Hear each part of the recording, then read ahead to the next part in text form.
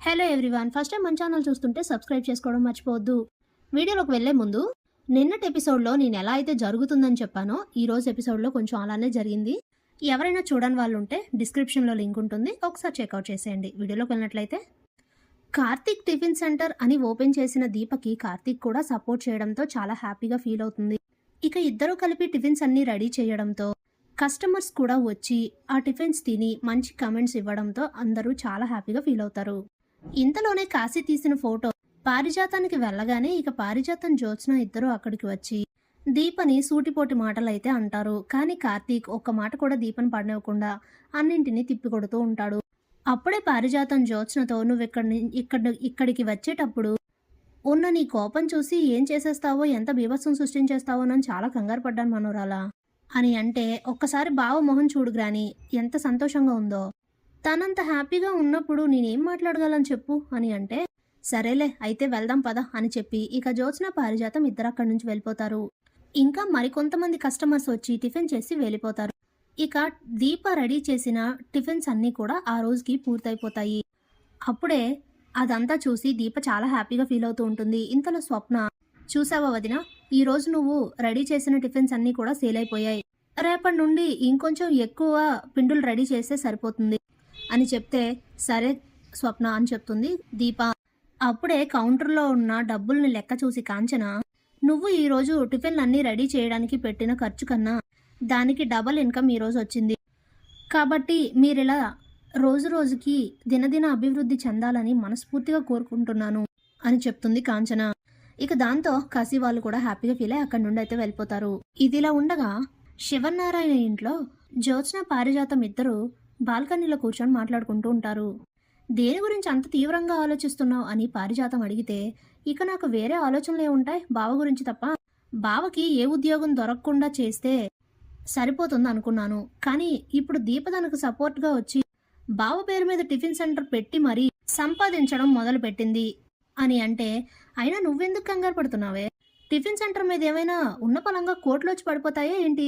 ఈ tiffin centre పెట్టి ఈ టిఫిన్ సెంటర్ మీద వచ్చిన డబ్బులు తీసి రెస్టారెంట్ పెట్టడం అనేది అయినా ఇచ్చిన గడువులో పూర్తవడం అసలు అది సాధ్యం కాని పని, ముందు అది మర్చిపోతున్నావు నువ్వు అని పారిజాతం అంటే, అయ్యో పిచ్చిగ్రాని, వాళ్ళ ప్లాన్ అది కాదు, కొద్ది రోజులు అలా టిఫిన్ సెంటర్ పెట్టి తర్వాత ఇంకేదో ప్లాన్ చేస్తారు, దాని మీద నుండి ఇంకొంచెం డబ్బులు తీసి అలా నెమ్మదిగా అభివృద్ధి చెంది ఆ తర్వాత రెస్టారెంట్ పెడతారు. పెట్టిన టిఫిన్ సెంటర్ దగ్గరే ఆగిపోతారా? ఒక్కో మెట్టు ఎక్కుతూ ఎదుగుతూ వాళ్ళు అనుకున్నది కనుక సాధించారంటే ఇక మనం ఎందుకు పనికిరాం, ఏం చేసినా వృధానే. అందుకే ఏదో ఒకటి చేసి అర్జెంటుగా ఆ టిఫిన్ సెంటర్ని మూతపడేలా చేయాలి. అలాగే వాళ్ళు ఏ పని చేస్తున్నా దానికి అడ్డుకట్ట వేస్తూ వాళ్ళ టైంని అలా వేస్ట్ చేయాలి. అదే మన పనిగ్రాని, ముందు ఈ టిఫిన్ సెంటర్ ఎలా క్లోజ్ చేయించాలో ఆలోచించాలి అని అంటే, ఇంతలోనే శివనారాయణ అక్కడికి వచ్చి ఎవరి టిఫిన్ సెంటర్ అని అడుగుతారు.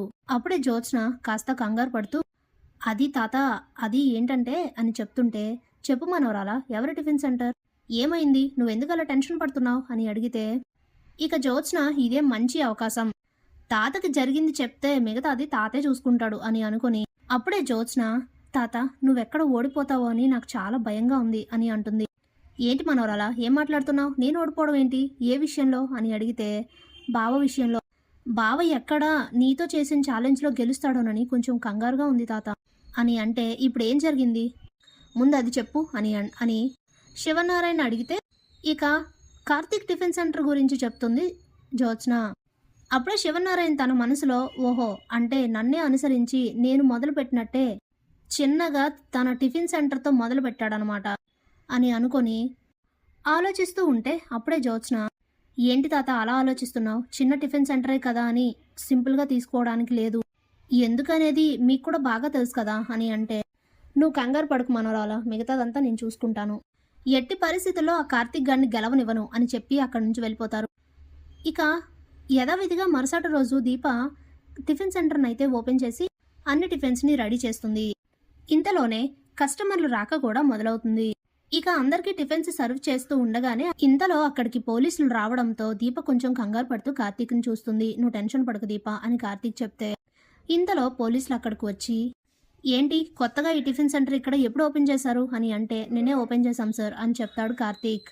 మరి మున్సిపాలిటీ వాళ్ళ దగ్గర పర్మిషన్ తీసుకున్నారా అని అడిగితే, అప్పుడే కార్తీక్, అయినా పర్మిషన్ తీసుకోవాల్సిన అవసరం ఏముంది? మేము పెట్టింది మా ఇంటి ముందే కదా అని అంటే, మీ ఇంటి ముందు పెట్టిన ఈ ఇంటికి సంబంధించింది కాదు ఈ స్థలం. అక్కడున్న ప్రహారీ వరకే మీ ఇంటి స్థలం. ఇది ఆ తర్వాత నుంచి మిగతా స్థలం అంతా గవర్నమెంట్‌కి సంబంధించింది. కాబట్టి మీరు మున్సిపాలిటీ వాళ్ళ దగ్గర పర్మిషన్ తీసుకోవాలి కదా! తీసుకోకుండా అలా ఎలా టిఫిన్ సెంటర్ ఓపెన్ చేశారు? అని అడిగితే, ఇక ఆలోచిస్తూ ఉంటాడు కార్తీక్. అప్పుడే పోలీసులు, వెంటనే మీరు ఇక్కడి నుంచి ఈ టిఫిన్ సెంటర్ తీసేయండి. ఒకవేళ మీరు కంటిన్యూ చేయాలనుకుంటే నెలకి మున్సిపాలిటీ వాళ్ళకి 3,00,000 కట్టాలి. ఇప్పుడు ఉన్న బలంగా 3,00,000 కట్టి వాళ్ళ దగ్గర నుంచి పర్మిషన్ తీసుకున్న తర్వాతనే ఈ టిఫిన్ సెంటర్ ఇక్కడ ఓపెన్ చేయండి. లేదంటే మీరే చిక్కుల్లో పడాల్సి ఉంటుంది. మేము రేపొచ్చి చూసేసరికి ఈ టిఫిన్ సెంటర్ ఇక్కడ ఉండకూడదు అని చెప్పేసి పోలీసులు అక్కడి నుండి వెళ్ళిపోతారు. దాంతో కార్తీక్, దీప ఇద్దరికీ కూడా పెద్ద షాకే తగులుతుంది. ఇక చాలా బాధపడుతూ ఉంటారు కార్తీక్, దీప, కాంచన. ఇంతలోనే పోలీస్ ఆఫీసర్ శివనారాయణకు కాల్ చేసి, సార్ మీరు చెప్పినట్లుగానే చేశాను.